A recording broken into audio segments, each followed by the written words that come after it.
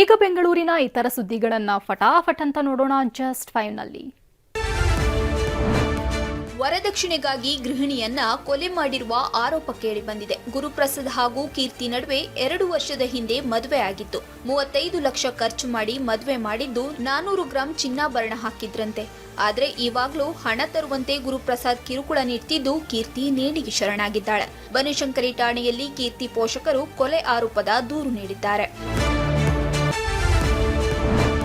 ಮಾದನಾಯಕನಹಳ್ಳಿ ಸಿದ್ದನ ಹೊಸಹಳ್ಳಿಯಲ್ಲಿ 3 ಮನೆಗಳಲ್ಲಿ ಕಳ್ಳತನ ನಡೆದಿದೆ.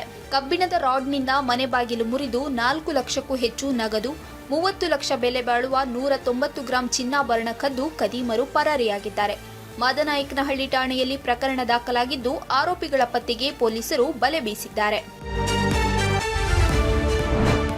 ರಾಮಮೂರ್ತಿ ನಗರ ಟೆಕ್ಕಿ ಶರ್ಮಿಳಾ ಕೊಲೆ ಕೇಸ್ನಲ್ಲಿ ಅನೇಕ ವಿಷಯ ಬಯಲಾಗ್ತಿವೆ. 18 ವರ್ಷದ ಯುವಕ ಕರ್ನಲ್ ಕುರೈಗೆ ಶರ್ಮಿಳಾ ಮೇಲೆ ಪ್ರೀತಿಗಿಂತ ಲೈಂಗಿಕ ಬಯಕೆ ಇತ್ತು. ಶರ್ಮಿಳಾ ಮೇಲೆ ಅತ್ಯಾಚಾರಕ್ಕೆ ಕರ್ನಲ್ ಯತ್ನಿಸಿದ್ನಂತೆ. ಲೈಂಗಿಕ ದೌರ್ಜನ್ಯವನ್ನ ಎಸಗುವಾಗ ಪ್ರತಿರೋಧ ಒಡ್ಡಿದ್ದಕ್ಕೆ ಹಲ್ಲೆ ನಡೆಸಿ ಕತ್ತು ಹಿಸುಕಿ ಕೊಂದಿರೋದಾಗಿ ಸತ್ಯ ಕಕ್ಕಿದ್ದಾನೆ. ಟಿಶ್ಯೂ ಪೇಪರ್ ಹಾಸಿಗೆ ಮೇಲಿಟ್ಟು ಬೆಂಕಿ ಹಚ್ಚಿದ್ದ. ಬಾಲ್ಕನಿ ಡೋರ್ ಮೂಲಕವೇ ಪರಾರಿ ಆಗಿದ್ದ ಅನ್ನೋದು ಗೊತ್ತಾಗಿದೆ. ಕೋರಮಂಗಲ ರೌಡಿ ಶೀಟರ್ ಮೊಹಮ್ಮದ್ ಶಬೀರ್ ಹತ್ಯೆಗೈದಿದ್ದ 11 ಆರೋಪಿಗಳ ವಿಚಾರಣೆ ವೇಳೆ ಕೊಲೆ ರಹಸ್ಯ ಬಯಲಾಗಿದೆ. ಶಬೀರ್ ಹವಾ ಮೇಂಟೈನ್ ಜತೆ ಗುಜರಿ ಅಂಗಡಿ ಕಾರ್ಪೆಂಟರ್ ಬಳಿ ಹಫ್ತಾ ವಸೂಲಿ ಮಾಡುತ್ತಿದ್ದ. ಇದರಿಂದ ಹುಡುಗರು ರೋಸಿ ಹೋಗಿದ್ರು. ಅಲ್ಲದೆ ಮಸೀದಿ ಪಕ್ಕದಲ್ಲೇ ಕೊಲೆ ಆರೋಪಿ ಸನ್ನಿ ಜಾಗವಿತ್ತಂತೆ. ಅದರ ಮೇಲೂ ಕಣ್ಣಾಕಿದ್ನಂತೆ. ಮಂಗಮ್ಮನಪಾಳ್ಯ ಮುಖ್ಯ ರಸ್ತೆಯ ತಿರುವಲ್ಲಿ ಕಾರದ ಪುಡಿ ಎರಚಿ ಕೊಲೆ ಮಾಡಿದ್ರು. ಇದೀಗ ಆರೋಪಿಗಳ ವಿರುದ್ಧ ಕೋಕಾ ಕಾಯ್ದೆ ಹಾಕಲು ಪೊಲೀಸರು ಮುಂದಾಗಿದ್ದಾರೆ.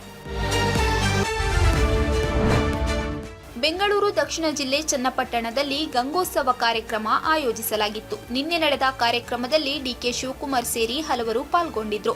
ಕಾರ್ಯಕ್ರಮದಲ್ಲಿ ಬಿಗ್ ಬಾಸ್ ಸೀಸನ್ 12ರ ವಿಜೇತ ಗಿಲ್ಲಿ ನಟ ಹವಾ ಜೋರಾಗಿತ್ತು. ವೇದಿಕೆಗೆ ನುಗ್ಗಲು ಅಭಿಮಾನಿಗಳು ಮುಂದಾದ್ರು. ಪೊಲೀಸರು ಹಾಗೂ ಬೌನ್ಸರ್ಗಳು ಅಭಿಮಾನಿಗಳನ್ನು ನಿಯಂತ್ರಿಸಲು ಹರಸಾಹಸ ಪಟ್ಟಿದ್ದಾರೆ.